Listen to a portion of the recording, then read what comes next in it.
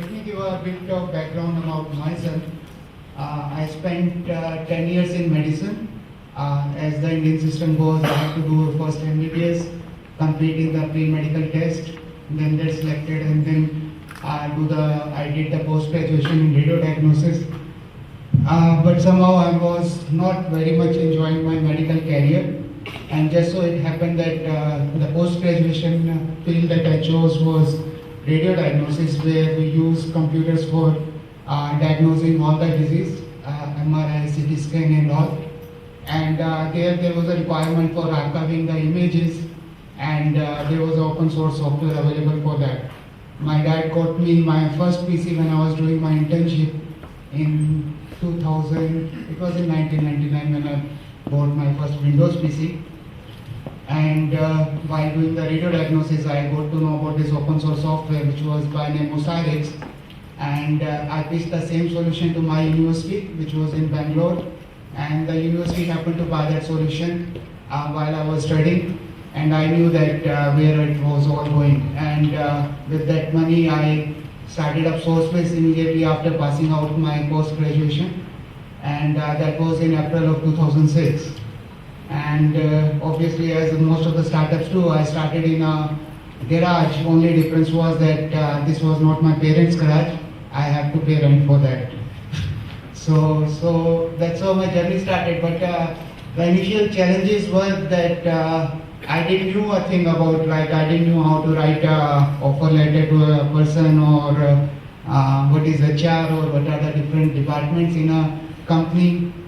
All I knew was that I'm pretty passionate about this and I have to do something about it. Initially there were, now I look back and I can think of it as a challenge, but at that time I was just going through it. So the guys, by that time I was very keen on the Mac operating system. And the reason being that in my department in radio diagnosis, whichever computer that we have, all PC and the software which was made on them was pretty clunky and very difficult to be used by the doctors. So I got myself a Mac, and the user interface on that, the design ethics that I saw were pretty awesome, and that made me completely aligned with the Mac direction. So when I started SourceBase, it was to build the Mac products and solutions. And since I initially do not know, I have no context, practically no one I knew in the IT industry. In fact, until today, there are very few people that I know in the IT industry. So the only way for me to get noticed was to build a great product, and so that it can be launched in market and then people talk about it. So the first product under SourceBase that I built we built for SourceBase alone was Funboot. And basically it was the first face tracking app on the Macintosh operating system. It continues to remain the only app on the Mac operating system, and it's now available in Mac App Store. So initially when I launched, again I didn't know much about marketing, but somehow I was able to manage, contact few people online. And there was decent sale. By decent I mean that we were able to earn about $3,000 in the first month, which was pretty good. And that was after 6 months I launched SourceBase. So for the first 6 months there was no revenue at all, zero revenue, zilch. And that was after 6 months. Then this $3,000 came in, and you can understand I would have been pretty happy about that.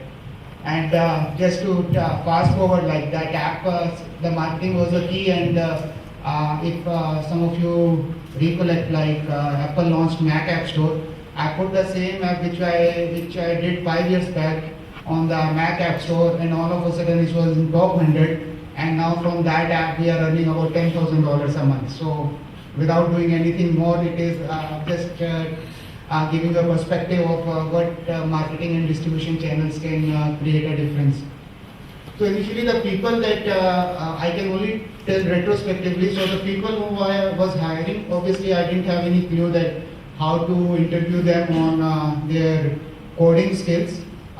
Basically I was looking about it, how passionate they are, and the very fact that that time when I started in 2006, it was still a Windows world. There was no iPhone, there was no iPhone SDK, or there was no AppNomi. It was only either web or PC business. So the couple of people I was able to find who were developing for Mac software. So that itself gave me advantage that those people were already thinking compared to the rest of the world. And that's why it was an easy decision. I just talked to them and hired them. And they continue to stay, they are with me still and working in SourceBits. And so I believe like that was, as for any startup, luck is quite an important factor. So I believe like getting good people in the beginning was a good thing for me. And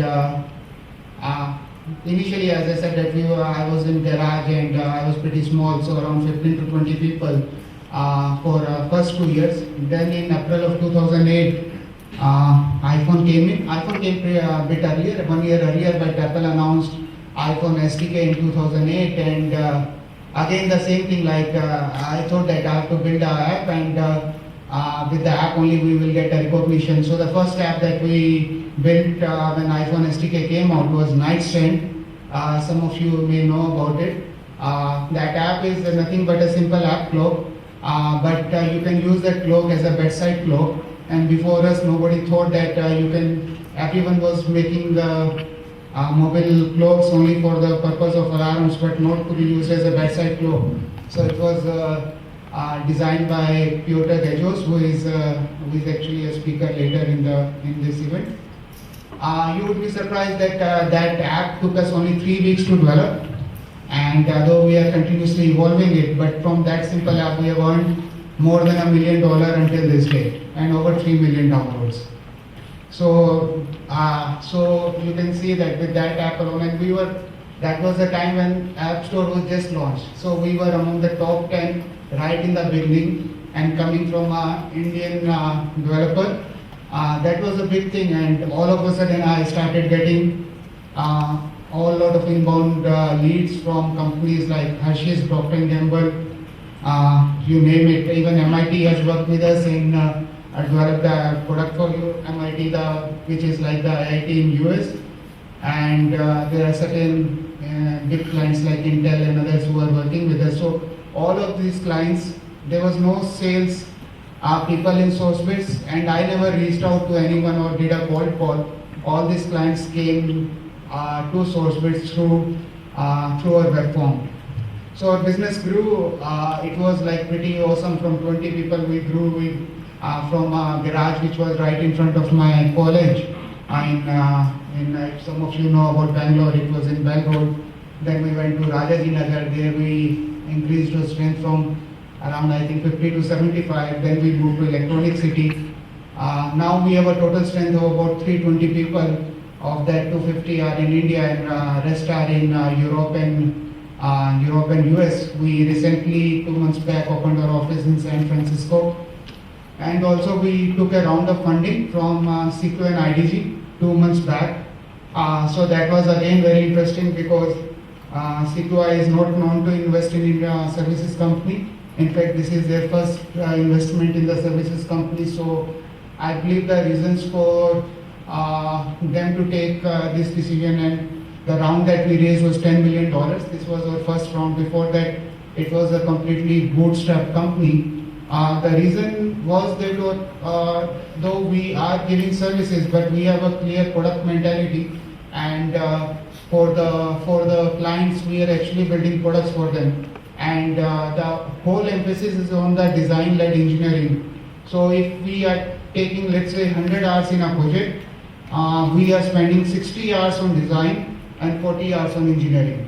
So for us, the engineering is a supplement to design and not the primary, if you see most other Indian companies, they say that they are outsourcing engineering. So for them, engineering is the main thing, and design revolves around that. But for us, we try to give a lot of emphasis on design, and everything revolves around that. So here the future plans are that we continue to, we would like to be leaders in this space. We have product division by name Vandaki, where we are building games. One of the games that we released in January was by name Robokill. Again, I believe like only among the very few developers in India whose game went to top 10 on the App Store. Now we are building another game which is around zombies. I personally am quite passionate about games, so looking forward to develop great games and get them out. That would be around it. Like if you have any questions, you can go ahead and ask it. Yeah, go ahead. SourceBits has like a SourceBits has a very strong design background, and every application that comes out from SourceBits is like beautifully designed, and as you say, 60% of your time goes through designing applications.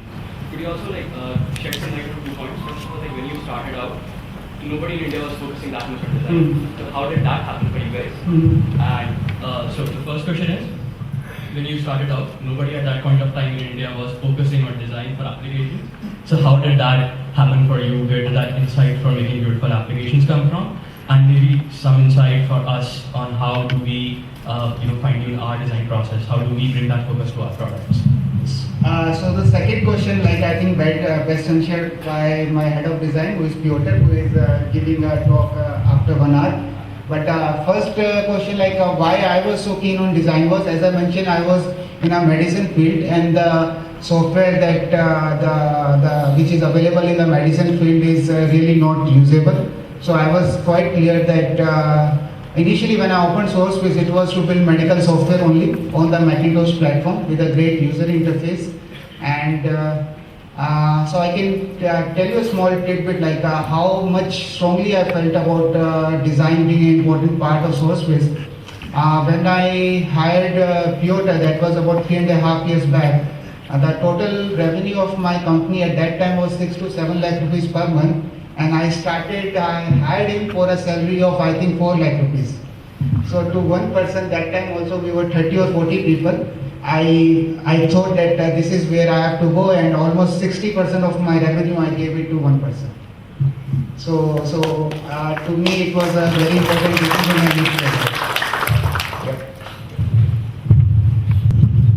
Yeah, like in India, like you would find people who have great user interaction skills.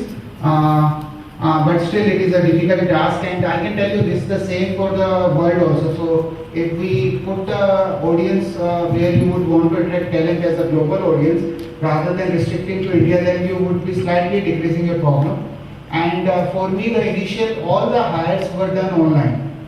In fact, until this day, I continue to roam around the forums on internet and the different communities on internet and find out in the open source communities, and that's where you find the best talent, either it is on design or on coding. There are communities like Mac Heist, and then there is a couple other communities where a lot of great designers come, and you interact with them, you share the vision with them, and these designers have a great ego and attitude, so you can't tell them that you are going to pay them money and they are going to come on board.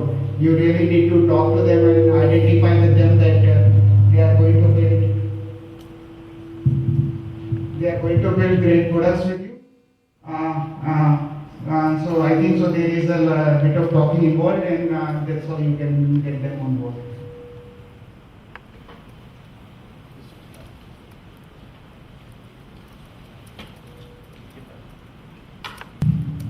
Hi. I remember downloading Nightstand 5 years ago on a first generation iPod Touch. I think it was initially being distributed free. So how do you make $1 million out of an app that you give away for free? So this is interesting. Like we made 2 apps to start with. The 2 apps name were, one was game, the Plateau, and the other was this app Nightstand. So we did Nightstand to showcase our abilities in the design and the coding, and the Plateau which we did to make money. So when we uploaded it on the App Store, we put money on Plateau and made the Nightstand free. Within 3 days, Nightstand climbed to number 3 on the App Store in the free division, and the Plateau app was like lingering behind, so it was not doing bad, but it was not doing great either. So the summary is that we also didn't realize that Nightstand is such a beautiful product, great product, and when we realized that people are downloading it in great numbers, we just switched the button and made it paid, and it paid off.